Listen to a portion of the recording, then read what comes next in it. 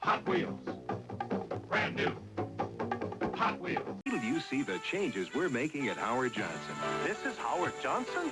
My Easy Bake Oven comes with enough mixes to make all these things. There's no time quite like the 60s. Everything was manual and crude, but that's what made them entertaining. From life-threatening activities to having fun with nothing but your wits and imagination, growing up in the 1960s was certainly not for the faint of heart. Let's see if you remember any of these.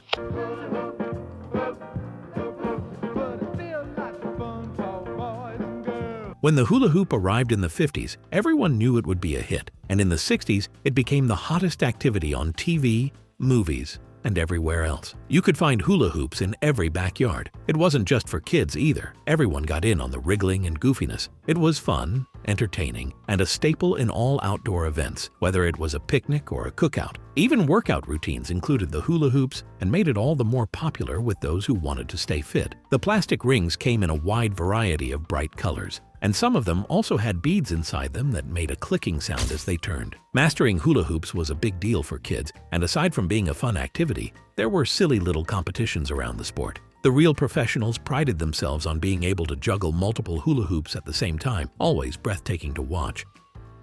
Back then, going to the movies didn't always mean sitting in an indoor theater. A lot of times, especially in the summer, it meant taking a few friends in the car and heading to the drive-in movie theaters. You'd drive in just before sunset, get a good parking spot with the best view of the large outdoor screen where the movie was projected. Movies were usually double features, so you could always count on a good mix. Maybe a nice comedy, followed by romance or horror, geared more towards the adults. It was the perfect spot for date nights or family outings. Nothing was more refreshing than catching up with a nice movie from the comfort of your vehicle, under the stars. The Beatles as a band had already started making waves overseas, but what skyrocketed their careers was in February 1964 when the Beatles appeared on The Ed Sullivan Show. The energy changed in an instant when the band began to play. It was an experience like no other, completely different from what the audience was used to, and they went absolutely crazy for this new sound. Teens were in awe watching the show on their black and white TV screens. For weeks afterwards, the Beatles' performance was all anyone talked about. Boys developed a new style of fashion, dressing like the Beatles and combing their hair forward. The Beatles album also sold out in many stores. It was the beginning of something larger than life. Weekdays were for school, but Saturdays were a special day for kids. Not only did they get to rest from school activities, but it was also a day to catch up on the famed Saturday morning cartoons. You'd get up early before your parents and sit down in front of the television with a bowl of cereal. No adults, no chores, and for the next few hours, the remote control was yours. Saturday morning cartoons provided non-stop entertainment of your favorite wacky characters, the likes of Scooby-Doo, Jetsons, Johnny Quest, The Bugs Bunny Show, and others. It was a haven of silly voices and crazy antics, and what made it special was that they only aired on Saturday mornings. So if you missed the shows, you had to wait a whole week. I love my Easy Bake Oven. Do you know how to work it and all? In the 60s, there were so many toys for kids. Some were as realistic as could be and gave you a feel of the real thing. One of those toys was the Easy Bake Oven. It was exactly what it sounded like. A toy oven designed for kids to practice their make-believe baking without the harmful aspects, of course. This tiny oven baked cakes, cookies, and other tiny snacks, and was powered by a light bulb that actually did the baking. All you had to do was mix the packet of flour with water, pour the mix into the little tray, and then slide it into the oven to bake. After a while, the scent was unmistakable. The cookies were ready. Sure, it was a very tiny bite and was probably dry and overcooked, but it was your little masterpiece. You were officially a baker. As fun as baking was, the real thrill was the penny candy at the corner store. Before big chain stores and malls took over, there were corner stores just a few blocks from home, and kids would walk in with a nickel or a dime in their pocket to grab a few delicious candy treats. The candy counter was a glass case that displayed a wide variety of colorful candies: red licorice, bubble gum, toffees, and all forms of sweets. Kids would press their noses on the glass, trying to make up their minds on which sweet delights they craved more, and trust that it was a tough decision for a kid. The candies were very cheap. With a small amount, you could go home with pockets full of sugary treasures. It was the highlight of every kid's afternoon.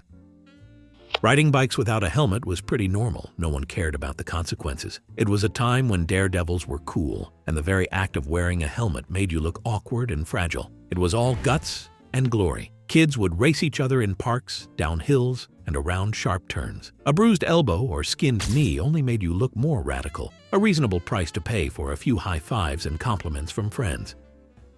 If you were a Boy Scout or just interested in adventure, then the Boy's Life magazine was certainly something you were interested in. It was a monthly dose of imaginative ideas and DIY knowledge. The magazine was packed with stories of outdoor survival, cool science projects, camping tips, comic strips, and more. You'd learn to make a perfect knot, start a fire safely, or build a tree house or go-kart, all useful skills for young boys. There was no internet, so magazines like these were pure gold if you could afford it.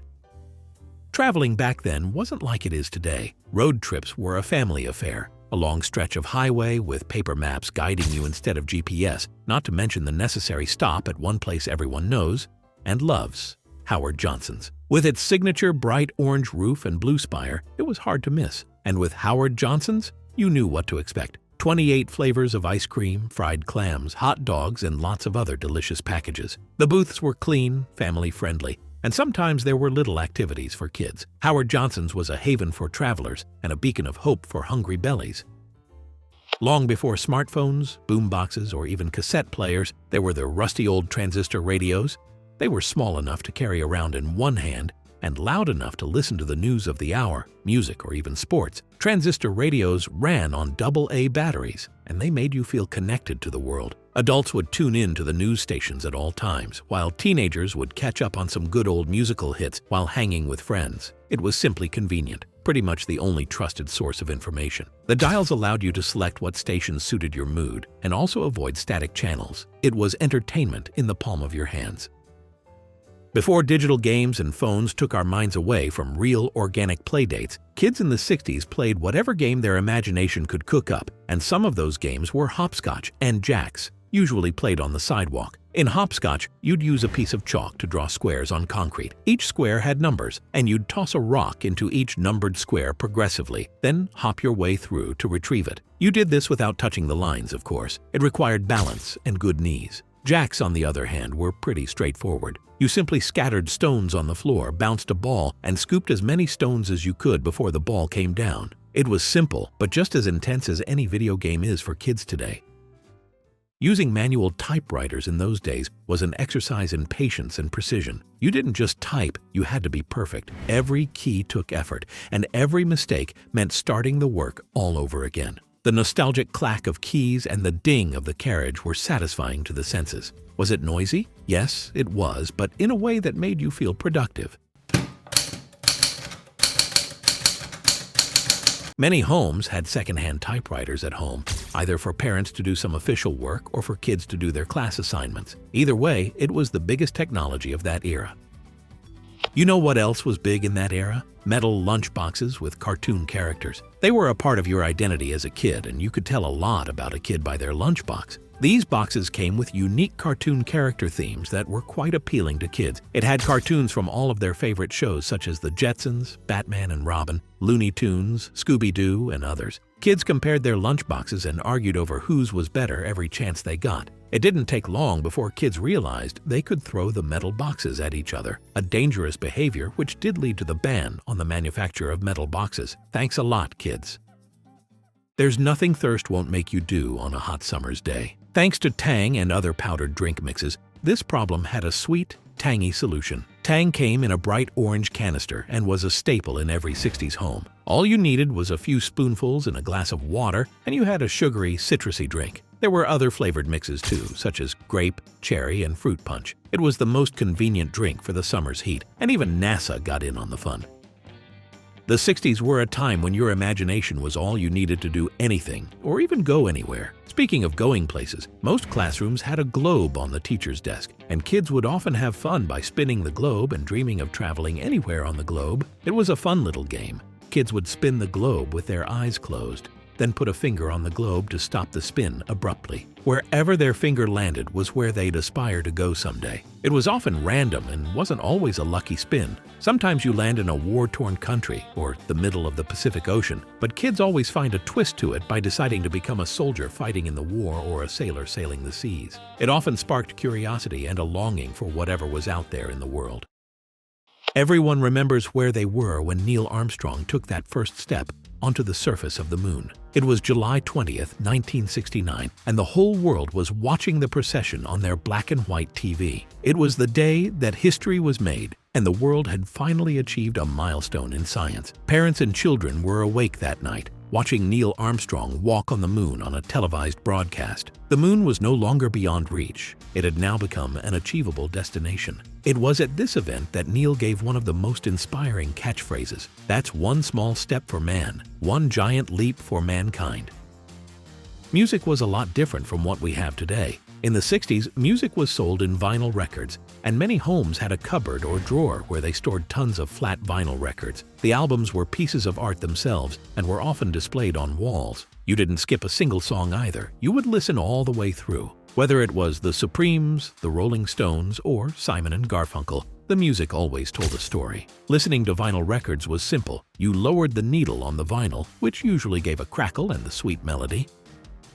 But things weren't always so colorful. There were dangerous times, too. The Cold War always lingered in the background. And even if you didn't quite understand geopolitics as a kid, you definitely knew about the bomb shelters and drills. The siren would sound, and the teachers would calmly tell students to duck under their desks or head to the hallways. It always felt very unsettling, even though they were just drills and there wasn't any real emergency.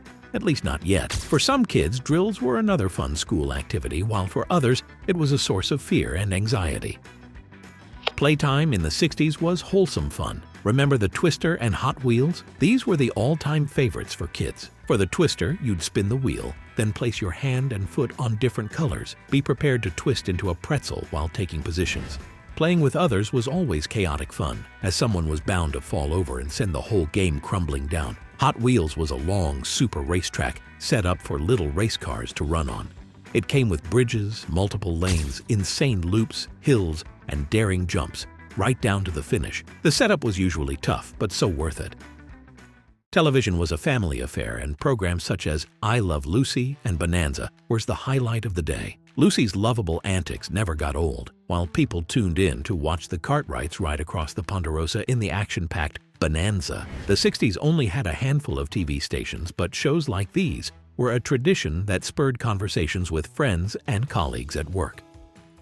If you were awake past a certain hour of the night in the 60s, you'd come across TV test patterns late at night. Usually it was either black and white images with a Native American head or color bars accompanied by a high-pitched tone or just absolute silence. You see, TV wasn't a 24-hour service, and it also had a closing and opening time. Weird, isn't it?